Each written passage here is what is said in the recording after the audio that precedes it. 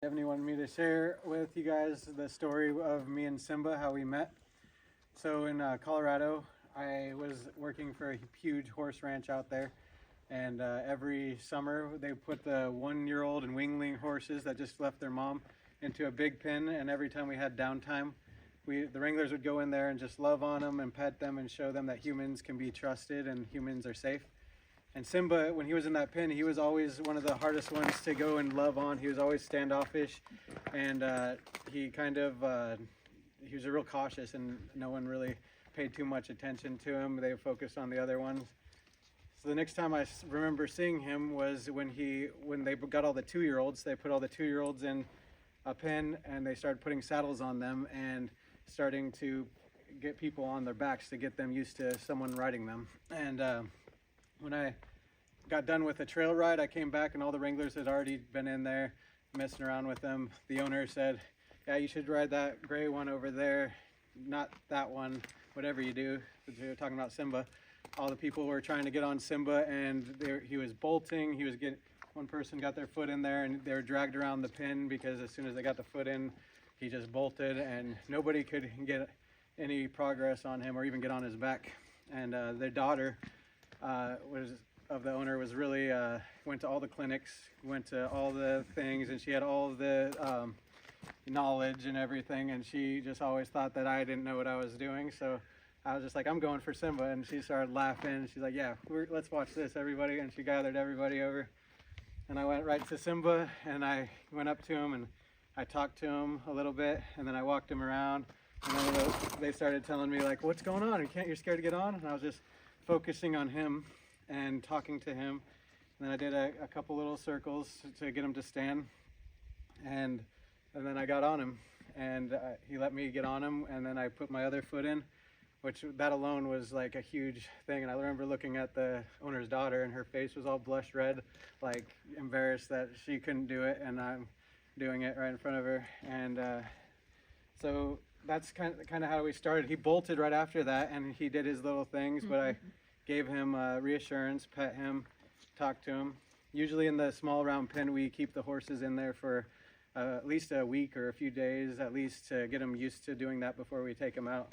But after like an hour or less, I told them to open the gate, and they're surprised, and I just went on the back of a ride. I just knew like right away that we had this connection. Well, everybody wanted to treat him like he was just a statistic. Like, this is what you do for 2-year-olds. You just do this. This is the generalization of what you're supposed to do.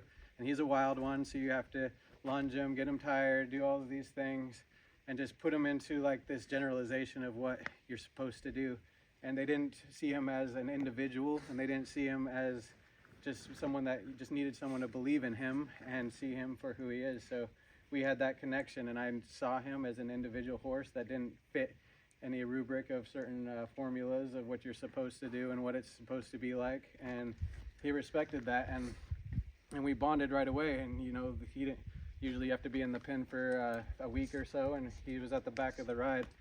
And then after like a couple times at the back of the ride, I was like, all right, I'm ready to lead on Simba. And when you're leading on a horse, it's a whole different responsibility, because on the back of a ride, the horses naturally follow another horse, and it's kind of simple for them. It's a natural thing for them. But to go in the front is a whole new responsibility. They have to be bonded with their rider, knowing that they're not just following a horse in front of them, they're going out in the front, and they need to have the confidence in the rider that's directing them. They have no other horse that's been in front. And so just him doing that within like a week was huge, and everybody was so impressed, all the other wranglers. And pretty soon the next responsibility for a lead horse is to be able to pony a horse on the back, where if I have a young child like a 3-year-old and they're on a horse behind me and I'm able to pony. We had our A-team horses that were like, out of the 200 horses, there's about 20 horses that were A-team, which you could get on and be able to know that you can keep that kid safe with the horse that you're riding is trustworthy enough that they're not going to bolt or do something. And I was able to do that with him within like the first month, and all the wranglers thought that was amazing, so they decided that they were going to try him. Everyone wanted to try him. And I remember the first guy came back walking after he went out, and he had his chin bleeding. Simba threw him over. Well, they were trying to treat Simba just like any other horse. This is what you do. You kick him, you do this, and you're not following the, he's not following the normal things that normal horses are supposed to do. And Simba's like, no, I am not just like every other horse. I am an individual horse, and you have to get to know me, show me respect, build that relationship. And if you don't, he takes it offensive. So yeah, then after a while, he started being so good with me that other wranglers started having no issues with him either. And he just started being like the favorite 2-year-old that was able to do everything. And yeah, that's how our relationship started. And he got so good and everything, he was overworked a little bit too much as a 2-year-old, and everybody wanted him, and he ended up being overworked and hurt.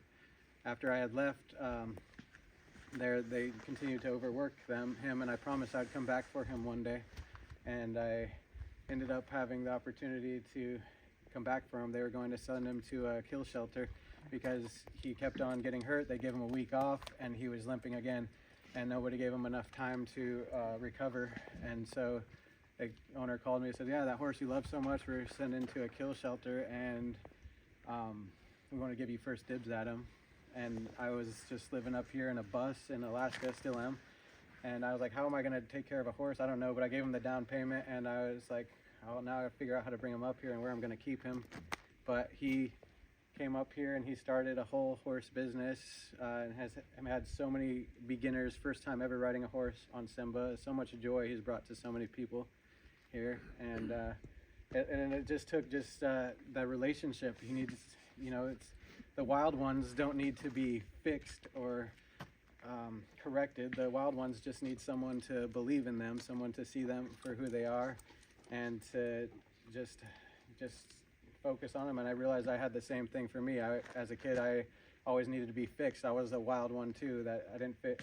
They tried to fix me with the normal ways of fixing a kid with ADHD and pills and everything. So no one ever believed in me either. So when I saw him, I had that connection where we both just needed somebody to see us for who we are and value us, and realize that nothing needed to be fixed. You just need to have someone that believes in you to unleash the potential. So the value of just having someone that sees you and believes in you is just so powerful and life-changing, that you can just to have that feeling and to give that feeling to someone else and believe in them can change who they are. And he is now the best horse like ever. And I could do so many things on him. He does like a lot of stuff, so I was going to show a couple of tricks that I can do. Trick.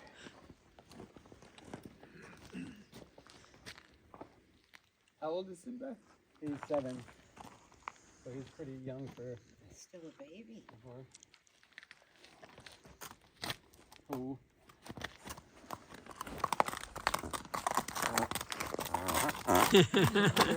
That was a trick right there. So he hasn't been ridden for a few months, so he's like extra wild right now. But we'll still see if we do this. So I just tell him, Simba, I'm going to stand up on you. Don't let me fall. Don't let me fall. Simba, don't let me fall. Don't let me fall. Good boy. Don't let me fall. And he was doing this as a 2-year-old too, so he just knows that he doesn't want me to get hurt. And sometimes he messes with me, but for the most part, I can trust him for anything. Like I could walk through fire with this horse. I could go anywhere and do anything, and he will protect me, and I will protect him. He trusts when we're going out there that I'm not going to lead him anywhere that's going to get him hurt.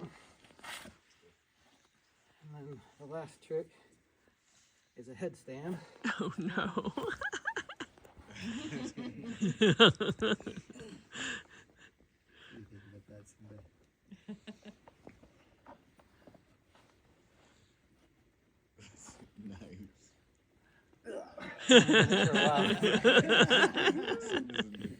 Usually I can stay up for a little longer. I also on my rides that I do on the beach, Simba memorizes the job. He understands the job, so he knows where we go. He knows all my stopping points, where I stop and talk about certain things, and where I turn around at. So when I ride him on the beach, I just ride him like this, no reins, no direction. He knows exactly his job, and he really wants me to ride him because sometimes he's so good that I have to put a customer on him. He gets jealous and he's like wondering what he did wrong. So when I get on him the next time, he's like, I'm gonna do perfect. So he chooses me again. So then I can just sit there like this while I'm talking to the customers behind me. I don't have to crank my head back, and we just go down the trail and he turns around and does everything perfect. And So, that's because he knows it, so you're not telling him, like cueing him or anything. He just knows it. Yeah, he just when you're knows. backwards. yeah, I don't give him any direction.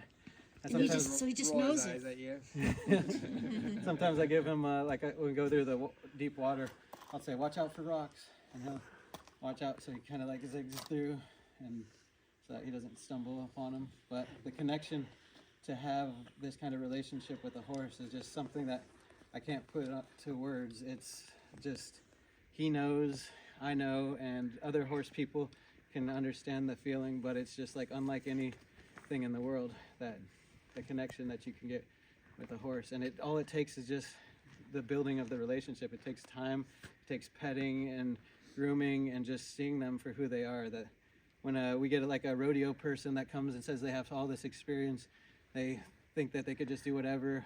And I've had customers like that. They get on Simba and they can't even control Simba because he's like, I'm not like all these horses. You can't just do what you think you don't even pet me and say hi to me and you're gonna like let me think that I'm gonna do what you're asking me. Like, you have to see me, you have to respect me, and he'll do everything for those people. And usually Right now, it's so fun. You get to where you are watching a horse's face, and just right now, his eyes are very soft. He's done a lot of licking and chewing, which is a release, and he's just very calm and relaxed and engaged, and doesn't have a worry in the world.